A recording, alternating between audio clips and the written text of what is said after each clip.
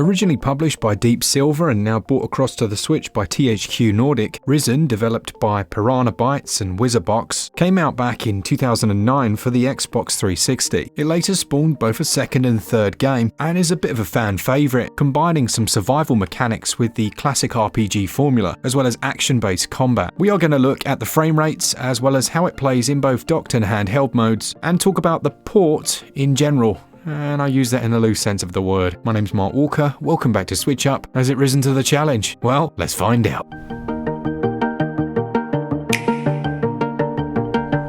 So first things first, is this a port? Is it a remaster, a remake? What's the deal? Well, direct from source, I'm told that this is a, how shall we put it, a drag and drop style port of the original game. That is to say, they haven't changed anything as far as the visuals and overall aesthetic of the title goes. I don't mind that too much as long as the performance is okay, and they have made, since its original conception at least, some changes to the UI as well as implementing the controller support that we have in this version. You can save the game at any time from the menu, so no implementation of quick saving, and the load times are okay.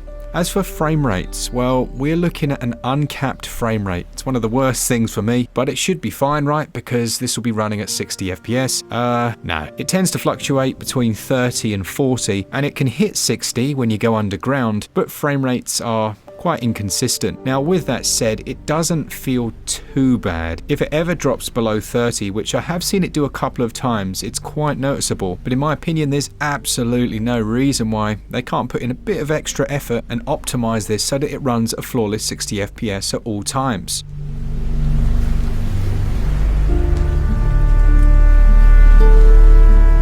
There's nothing here that the Switch can't handle. The geometry, the lighting. Bearing in mind it originally came out on the 360, and again in its defense, the 360 did have some frame drops as well, but it was later released on the PS4 and other consoles, and I didn't play those, so I can't attest to whether or not they ran at 60 or 30 or somewhere in the middle. Now, either way, most of the time it runs absolutely fine. You're not going to be looking at this thinking it's a chuggy mess, but I spend a lot of time looking at frame rate graphs, and the seesaw is, yeah, you notice it. One nice thing that has come across is the fact that the game never loads. Well, apart from the initial load screen, it's one of those early titles that use texture and load streaming so that as you move around the world, you never actually see load screens. It does a lot to make the whole thing feel more immersive. I don't know if you ever played the Legacy of Kain games, but Legacy of Kain Soul Reaver was one of the first games to do that. I think it was on the PS2, and it was just incredible being able to walk around without ever seeing a load screen. And when you think about how many games these days, modern RPGs that don't use, well, aren't able to utilize that to the same level, it's quite impressive for its time. Now, when we move over to handheld mode, apart from the fact you're probably thinking, what abominations has he got attached to his Switch? Well, they're actually Nixie's new Wizard Joycons, which look a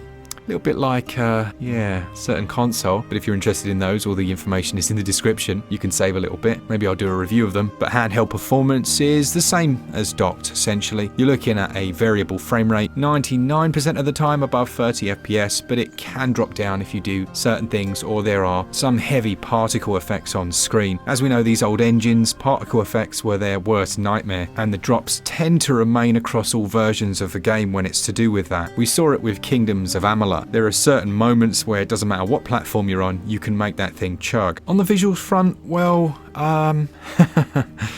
yeah. Although this is, as I say, a direct port, you really do start to see some of the wrinkles. Cameras clipping through the walls, character models, which seem to be made out of around about 16 pixels. And do I care? No, I don't. Not at all. These games were made in a different era, they're perfectly serviceable, and I've got to be honest, in terms of things like pop-in, once again comparative to some other very recent releases, it's not the worst I've ever seen. There are a few lighting effects here, you'll see some dynamic lighting, you will also see some jaggy edges in some areas, but it's fine. It's a 2009 RPG that came out on the Xbox 360. Now, one area I am quite pleased with is the audio fidelity.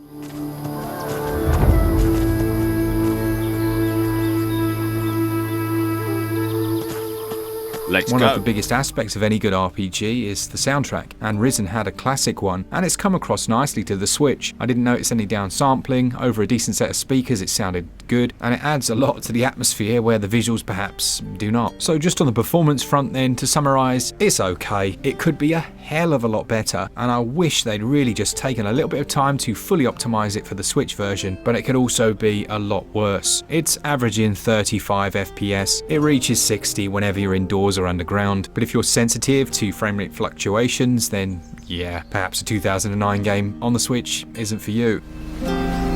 As far as the gameplay goes, well, Risen was an interesting one. You essentially got dropped off on an island, and then it became a very open-ended RPG. You could go off and join one of, I think it was 4 different factions, and depending on who you joined, it changed the overall story, which is something I love about any good RPG. It did have those survival mechanics, so you could cook food, but it's limited in comparison to something like Ark Survival Evolved. Combat is janky. It feels much more clunky than I remember it. With an automatic lock-on system, you can strafe, you can block, and there are parries here. It's more to do with the animations of the enemies. They're either slowly creeping towards you, or they're suddenly springing and hitting you. You can quickly work out how to cheese and manipulate the patterns of most enemies, but yeah, it does stand out to me now, especially after the amount of time I've put into Dragon's Dogma recently. The leveling system is more similar to something like Skyrim, in that it happens a little more naturally as you use different skills and abilities, with no set character classes. You allocate any points that you've earned by leveling up at one of the trainers in the world, and you can also learn new skills, things like picking locks, all your classic RPG fare. Now on that side of the game, and once you really pass the clunkiness, there is a solid and excellent RPG here. It's whether you can push past some of those older aspects and the pain of the run speed, which in fairness later in the game you can remedy to some degree by using a speed scroll. Yeah, make sure you get those speed scrolls as soon as you can, as his dainty little saunter doesn't quite cut the mustard for me. It will set you back £24.99, and I believe there is a physical coming as well, but don't quote me on that. And it's around, if I remember correctly, 50 to 70 hours long, so it's a decent chunky RPG, and hopefully we do see the others come along to the Switch. If you're after a remake, remaster,